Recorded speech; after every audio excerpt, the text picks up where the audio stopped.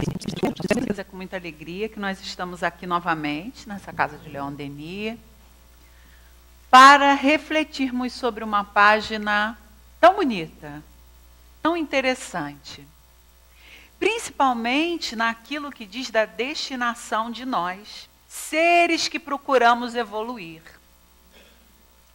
Diz os 4 espíritos da codificação que assinam a página que mundos mais felizes nos esperam, que estamos melhorando, gravitando e evoluindo para ir a esses mundos ditosos, já que o nosso, nesse momento, não é. Mas aí é o problema. Aí é todo o X da questão. Nunca vivemos no planeta Terra um momento tão difícil, tão complicado. Fernanda, você fez estatística? Não. São as conclusões espíritas que nós conseguimos tirar diante de todas as informações que chegam até nós. Informações de espíritos sérios, comprometidos com a evolução do planeta, comprometidos com a nossa real felicidade. No livro Céu e Inferno, Allan Kardec faz um comentário interessantíssimo. Diz ele que a felicidade é proporcional ao progresso realizado, de modo que, de 2 espíritos, um pode não ser tão feliz quanto o outro, unicamente porque não está tão avançado intelectual e moralmente. E aí nós vivemos numa sociedade hoje em que queremos a felicidade e os nossos direitos agora. Porque culpamos a sociedade, as instituições governamentais, pela falta de felicidade que nos cabe. Por aquele quinhão que nós não estamos conseguindo obter. É nesse momento, companheiros, que a gente precisa mais do que nunca refletir sobre os postulados espíritas e aquilo que eles nos trazem. Para que não fiquemos naquela condição de quando nós estávamos em outras religiões, em que quando nós adentrávamos o templo religioso, nós ali professávamos aquilo que a nossa religião nos dizia, mas que quando saíamos do templo, quando saíamos desses lugares de convergência de afinidades religiosas, o mundo era diferente, nós deveríamos nos portar diferentes. Não, não é isso que a doutrina espírita nos convoca. Ela nos convoca a uma postura firme, leal, moral, aqui dentro e lá fora. Aqui é o local onde nós nos restabelecemos de informações, de vibrações positivas, para que mantenhamos a nossa fé lá fora. Para que mantenhamos os nossos ideais lá fora. É uma religiosidade ativa na sociedade, onde nós não podemos mais ser os mornos. Aqueles que não escolhem posições dignas de um ser cristão. E por que um ser cristão? Porque está lá no livro dos Espíritos quem é o nosso modelo e guia. E o nosso modelo e guia é Jesus Cristo. O nosso modelo e guia é aquele que é chamado pelos Espíritos como o Senhor do planeta. A quem Deus deu como obrigação a vinha. Todo este planeta para semear e cuidar. Para cuidar da felicidade real de cada um de nós. Não essa felicidade momentânea e passageira que parece que nós só vamos obter nessa existência. Conforme a vida vai passando, a gente vai se apegando muito a isso aqui. Nas conquistas que vamos tendo, sejam elas intelectuais ou materiais, nós vamos ganhando força de estar aqui. É a família que vamos construindo, são os bens que vamos adquirindo.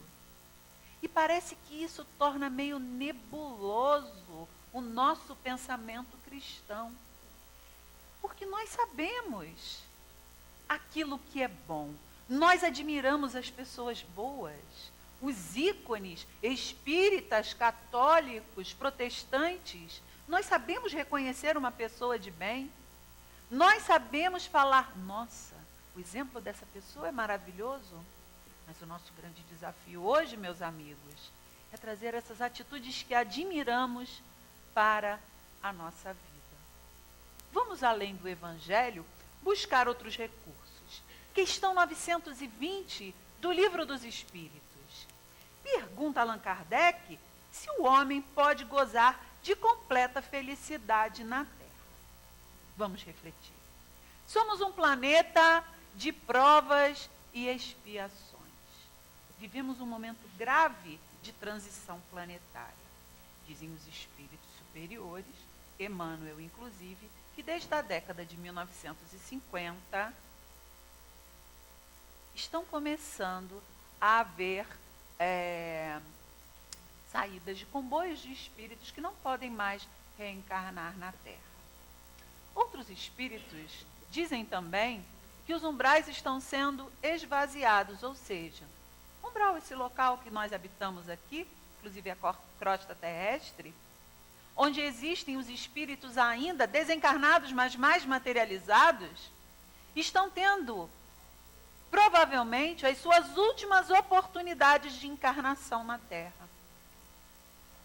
Porque está havendo esse processo transitório de um mundo de provas e expiações para um mundo de regeneração.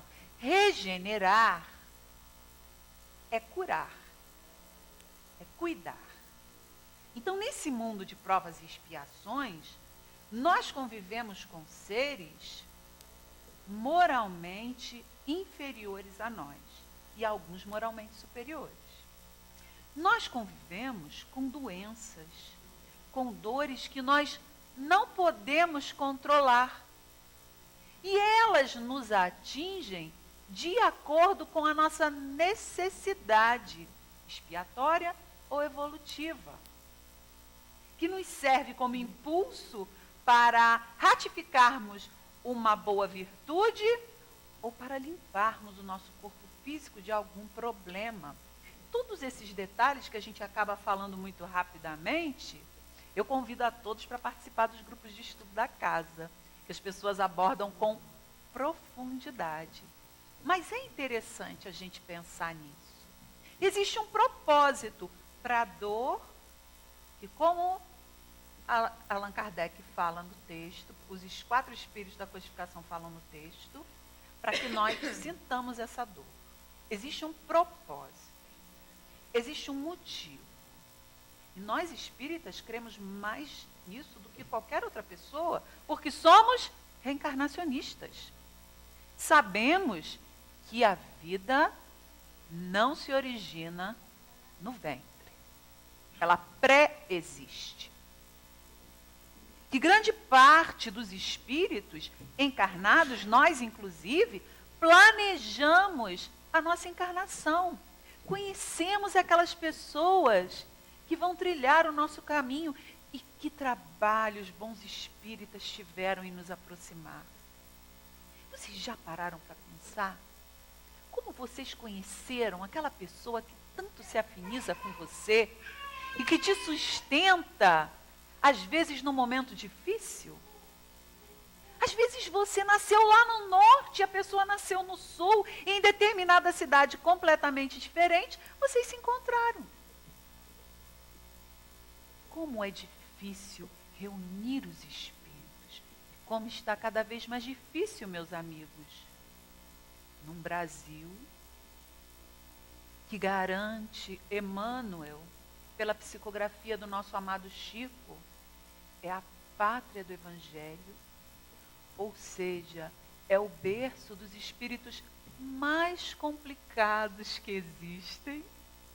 Hoje nós conseguimos entender isso plenamente, e nós vivermos uma discussão de aborto. Vocês imaginam quanto deve estar sendo trabalhoso para a espiritualidade?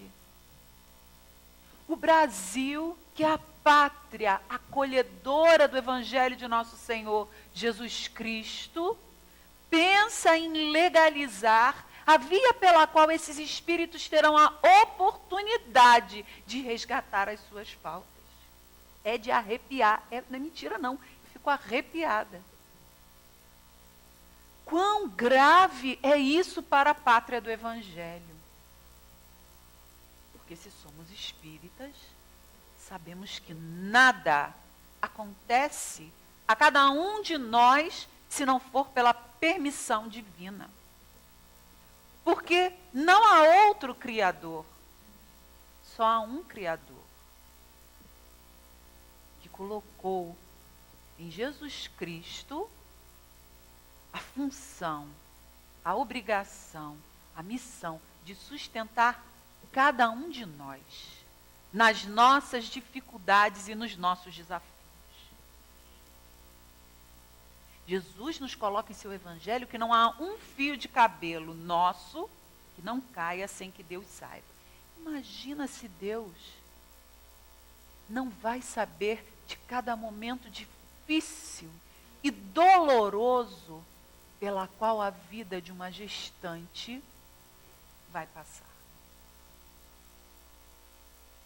Naquele momento que pode ser não um momento de amor, mas até o mais cruel, que nos pareça aos olhos físicos, morais, do ponto de vista desta encarnação que somos mulheres, estou mulher nessa encarnação.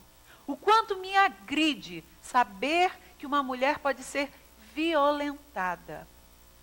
Mas acima disso, e com toda a empatia, simpatia e amor que eu sinto por aquela companheira, eu sei que Deus está. E que de alguma forma, esse momento foi permitido. Foi planejado, Fernanda? Óbvio que não. Porque Deus não pede a ninguém que vá contra as suas leis morais. Pelo contrário, Deus aproxima as pessoas para que essas pessoas se reconciliem e se amem. Mas Deus é tão bom que nos dá o livre-arbítrio da escolha. E narram os bons espíritos, principalmente André Luiz, no livro Sexo e Destino, que eles fazem tudo para impedir uma violência, principalmente de fundo sexual. Tudo. Todas as pessoas que podem influenciar para o bem, todos os espíritos que podem influenciar para o bem, aquele ser que quer cometer aquele crime, mas que a partir do momento que o ser define na vida dele que ele vai cometer o crime, os bons espíritos começam a trabalhar pela resolução do problema. E que eu tenha lido, ainda não vi em nenhuma literatura doutrinária espírita que o aborto é um dos meios. Muito pelo contrário.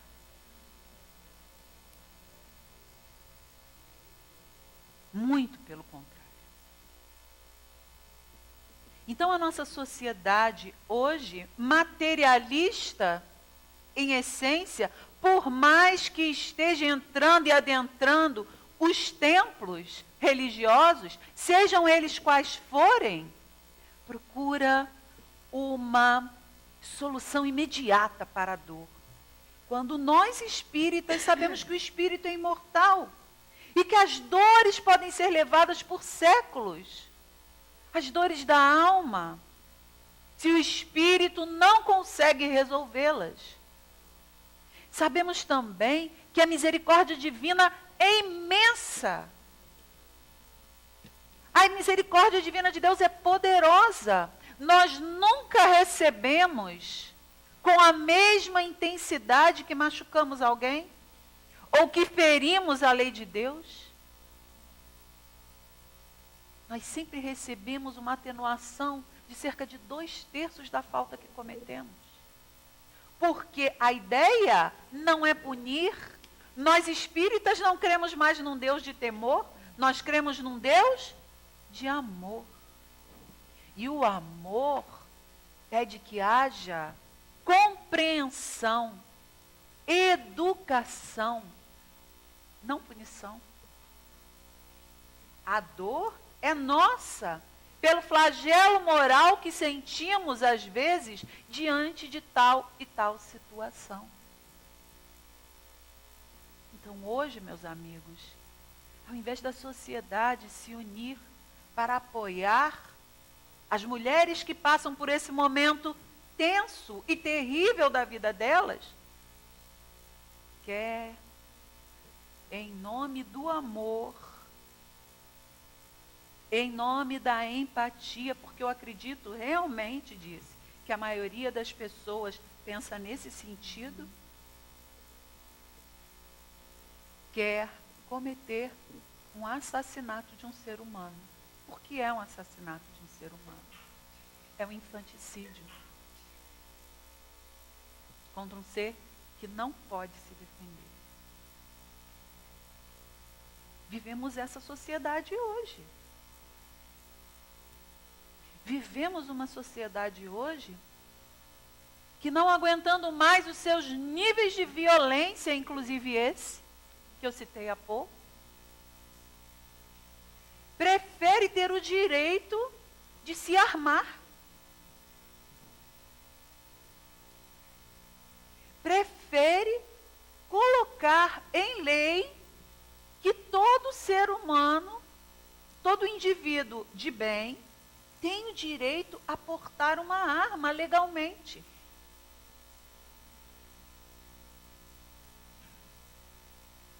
Mas o maior ataque a Deus não é o ataque à vida, disse, que nós aprendemos na doutrina espírita? Como eu posso querer uma arma para me defender? Se para me defender, eu vou precisar da possibilidade de tirar a vida de alguém. A materialidade nos diz assim: eu quero ver se for você naquela hora. Se você vê o seu filho e a sua filha sofrendo, vai ser difícil, meus amigos. Vai ser muito difícil. Concordo com vocês. Mas a espiritualidade que existe em mim me remete a Joana de Cusa, quando está para ser no circo dos flagelos cristãos, para ser queimada viva, ao lado do seu filho, e o seu filho diz: mãe, abjura. E ela fala: não, filho, não posso.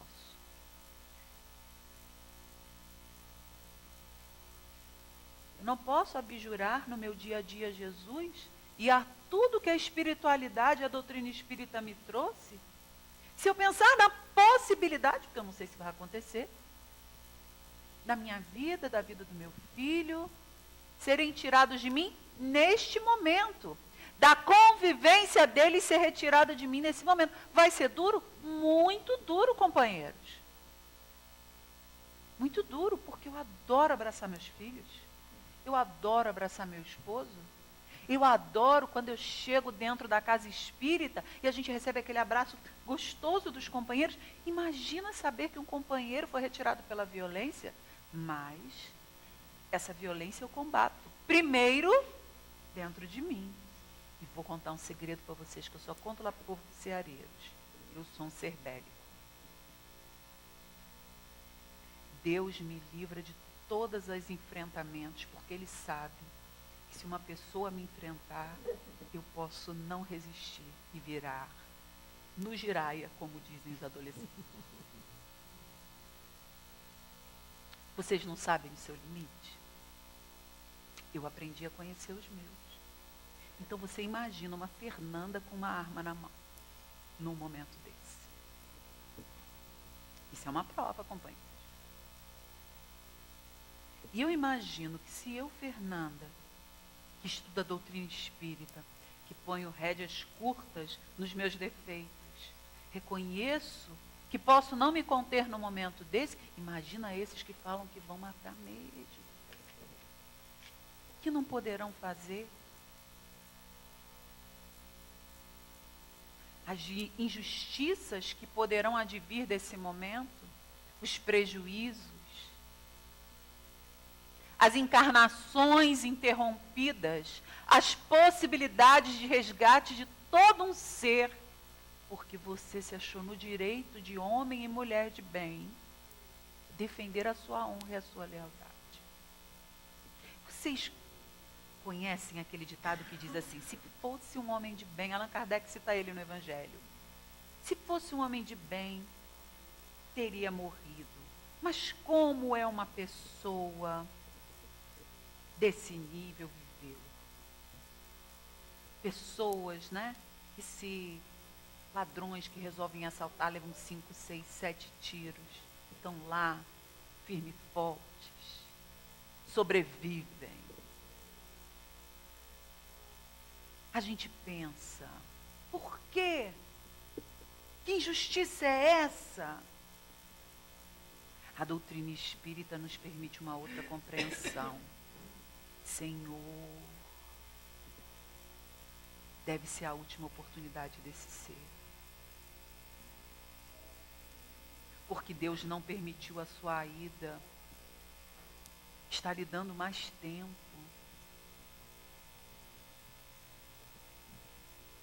Imagina o quanto esse momento vai ser importante para esse. Embora ele nos pareça odioso, embora ele seja odioso para nós, olhemos ele com o olhar de Deus, com o olhar de Pai, de amor. Nós temos que tentar exercitar esse olhar sobre esses que nos agridem. Muitos cometem erros, espalham destruição, espalham possibilidades de ódio e violência, achando que estão no bom caminho. Nós é que não podemos nos permitir.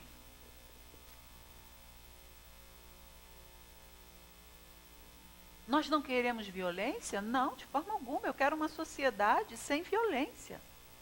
Ao invés de nos armar, hoje eu vi uma frase maravilhosa. Ao invés de eu sou a favor de todo homem de bem carregar um livro na mão. Ao invés de uma arma, um livro. Vamos para a educação. A educação nos presídios, a educação do homem, do ser. Eu não sou a favor de trancafiar uma pessoa. Acho que a maioria de nós não é. Cabeça vazia, oficina do que não presta. Nós temos que ser a favor de outra coisa. A favor de um crescimento, de uma possibilidade de crescimento de uma pessoa. Da melhora. Porque nós espíritas sabemos que se esse abençoado irmão, que ainda não resolveu mudar, desencarnar, pode ser que pela transição planetária ele vá já para outro planeta. Ou pode ser que não. Que Deus fale assim, não, vamos dar mais uma oportunidade para esse querido. E dependendo do nível de envolvimento dele conosco, ele vem na nossa família como nosso netinho. Então a gente precisa trabalhar pelas pessoas agora. Jesus nos alerta. Reconcilia-te com teu inimigo enquanto estás a caminho. Para que ele não venha, para que o juiz não venha e te coloque na prisão. Qual prisão? Qual é a maior prisão para uma pessoa que tem um inimigo? Conviver com ela. Quem é o juiz? A consciência. Vamos juntar para aprender a amar.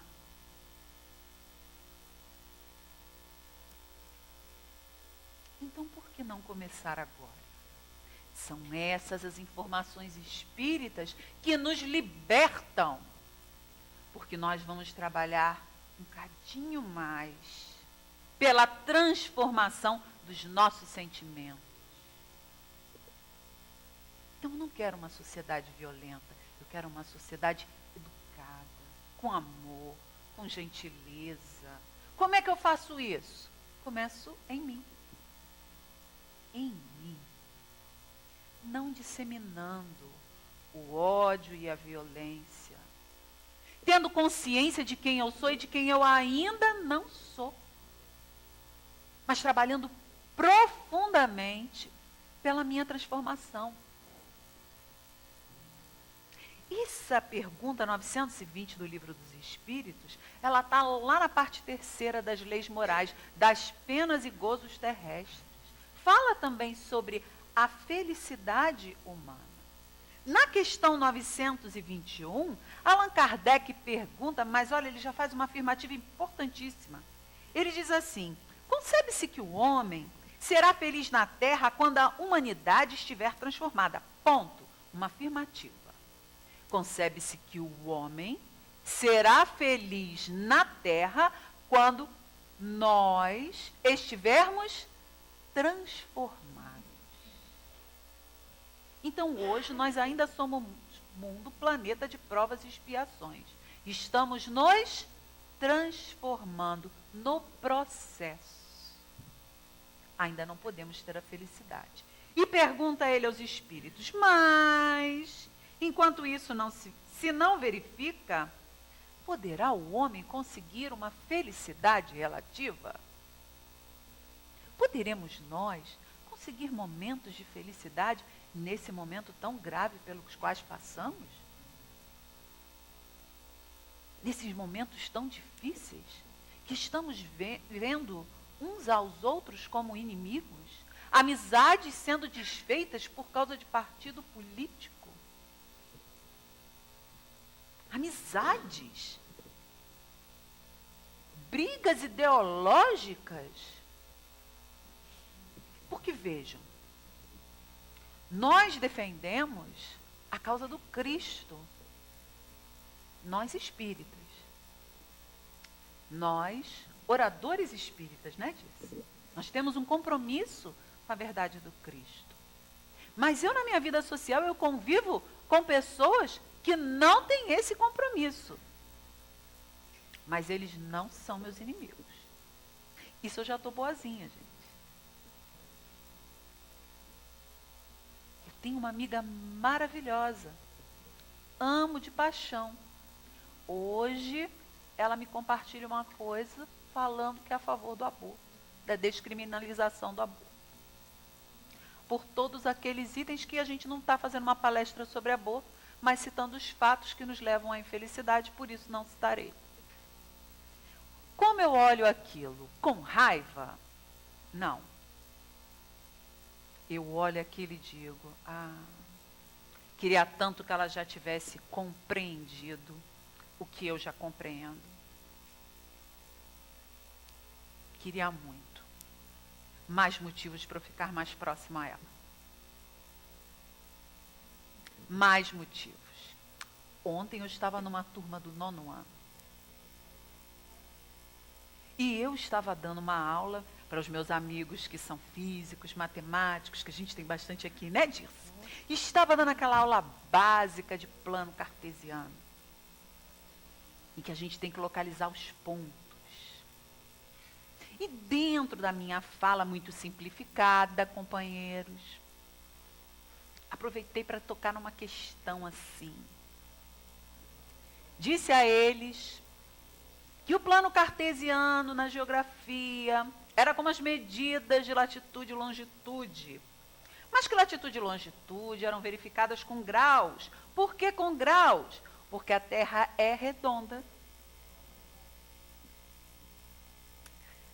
Ao que 3 ou 4 falaram assim, nem adianta falar isso, que eu sei que a Terra é plana.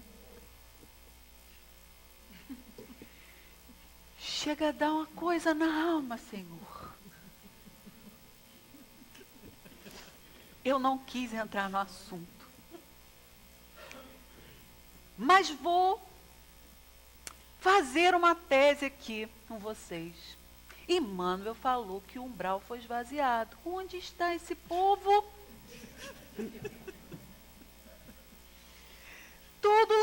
salinhas de aula, gente. Percebam que a minha tese não é tão longe de verdade. Por quê? Porque são espíritos umbralinos que às vezes estavam há muito tempo lá. E nós sabemos que a confirmação da Terra ser plana é de 1960, gente, 70. O homem pisou na Lua em 69, foi isso? 69. Meu tio, que já desencarnou, dizia que era mentira. E a gente ria da cara dele.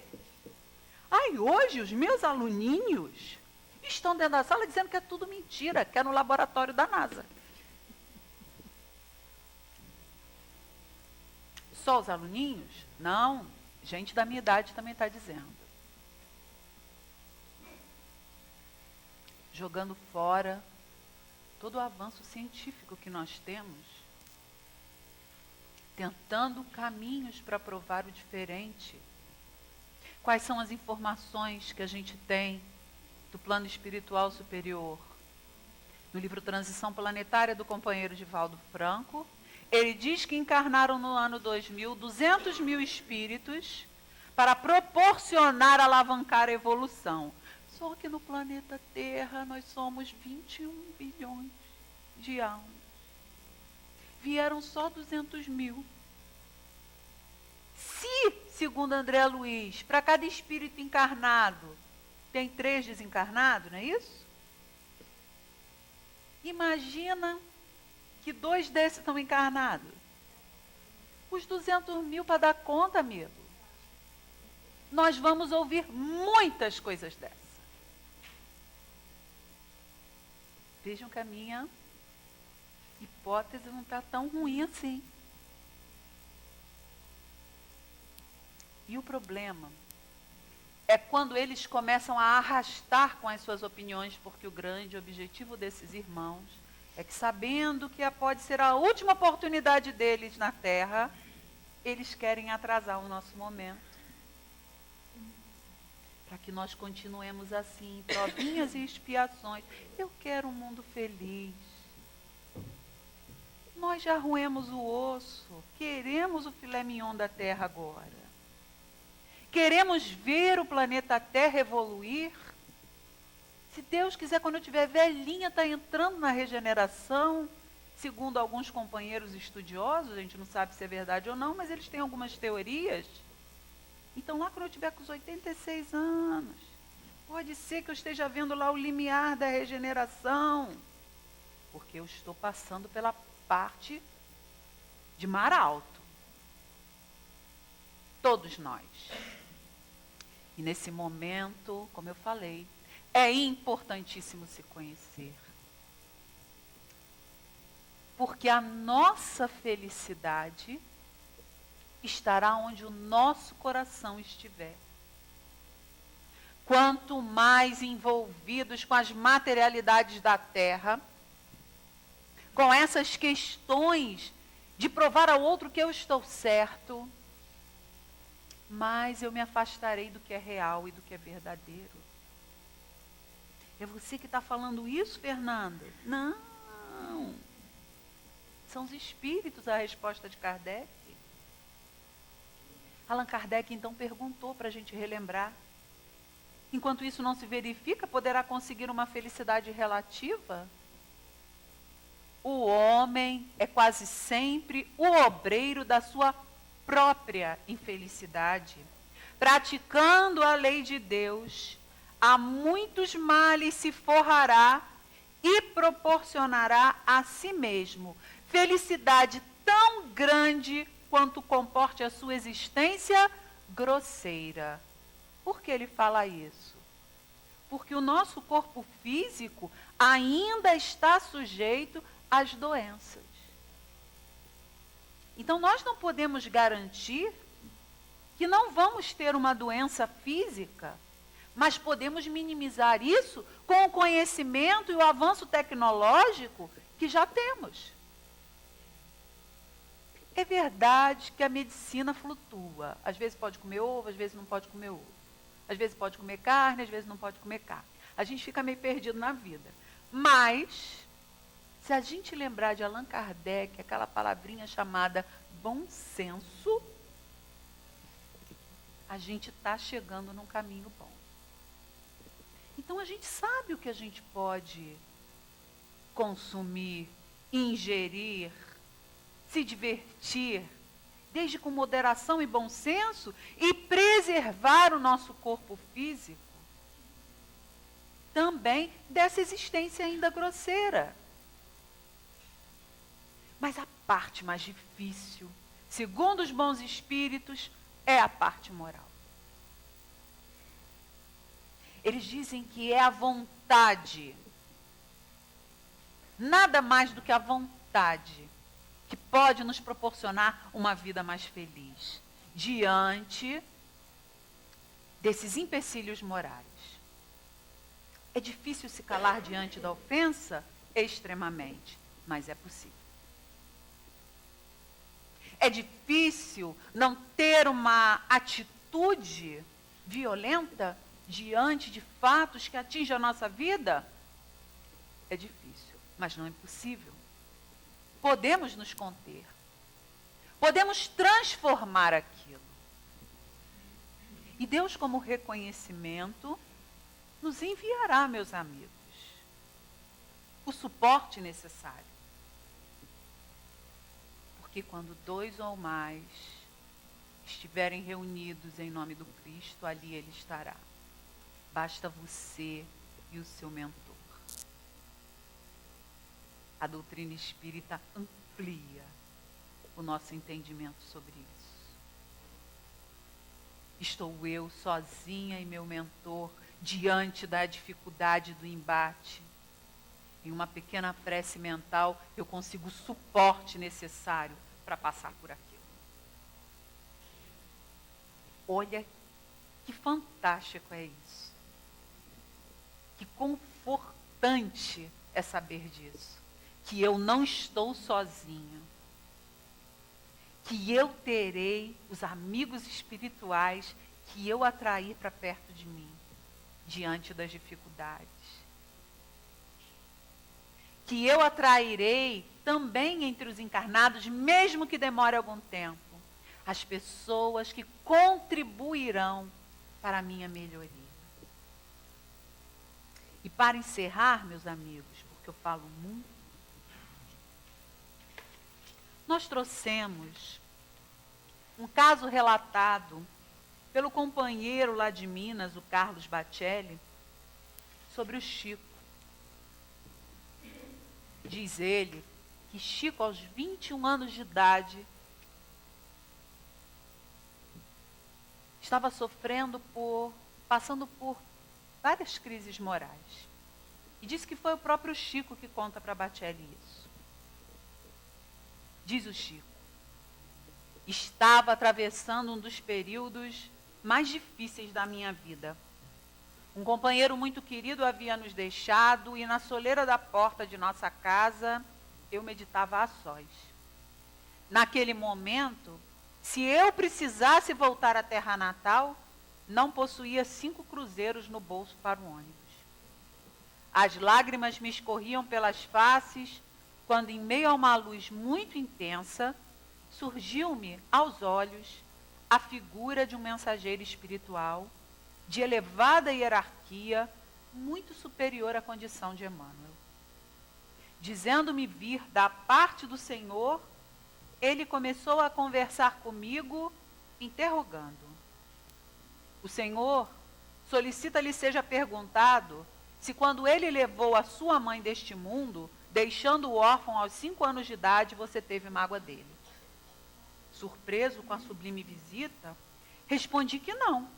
E o mensageiro prosseguiu como se conhecesse detalhadamente cada trecho do caminho que eu havia percorrido até aquele exato momento. Quando o impediu de estudar através daqueles que lhe dificultaram acesso aos bancos escolares, negando-lhe as oportunidades que sonhava, você teve mágoa do Senhor? Com o coração aos saltos, afirmei que não, porque o Senhor sabe o que é melhor para mim. Quando ele permitiu que você ficasse órfão pela 2ª vez, subtraindo de sua presença aquela que foi a sua segunda mãe, deixando-o com 12 crianças para sustentar com um reduzido salário, você teve mágoa do Senhor? Não, apressei-me a dizer, eu não poderia guardar mágoa alguma do Senhor. E o emissário celeste, sem qualquer pausa na voz, continuou discorrendo sobre os pontos mais delicados de minha existência atual, sempre repetindo a mesma questão. Quando perdeu a companhia de seu irmão José Xavier, que lhe era o apoio e incentivo na doutrina, ante o serviço a realizar, você teve mágoa do Senhor? Não, chorei muito e ainda choro, mas não senti mágoa do Senhor. Quando, entre as flores que desabrochavam no jardim promissor da mediunidade, surgiram os primeiros espinhos a lhe dilacerarem a alma, em forma de ingratidão e calúnia, você teve mágoa do Senhor? Não, repeti convicto, jamais tive mágoa do Senhor, a quem devo tudo o que tenho e tudo o que sou. Quando ele afastou o casamento dos seus planos de felicidade e realização pessoal, você teve mágoa do Senhor? Não, eu não posso me queixar de nada, pois tenho recebido bem mais do que mereço. E agora, quando, depois de tantos anos de dedicando-se integralmente ao Evangelho, vê-se abandonado por aquele em quem repousavam as suas esperanças, no entardecer da vida física, você sente mágoa do Senhor? Não, respondi em lágrimas. Seja feita a vontade do Senhor.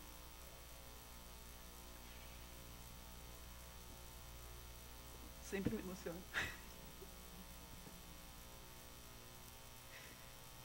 Estabeleceu-se então entre nós um silêncio que não ousei quebrar.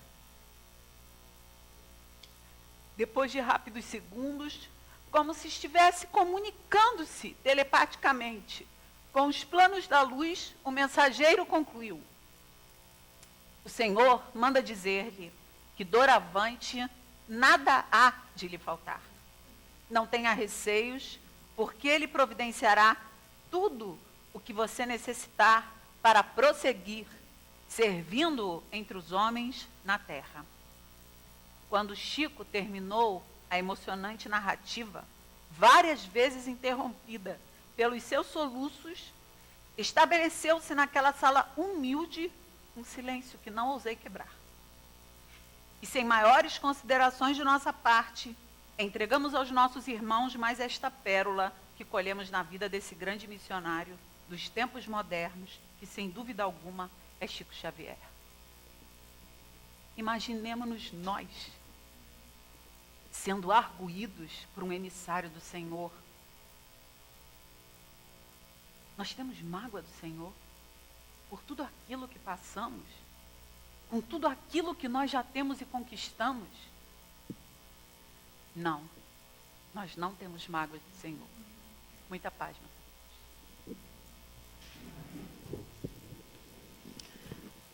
Quantas reflexões nessa noite, né? A doutrina renovando sempre.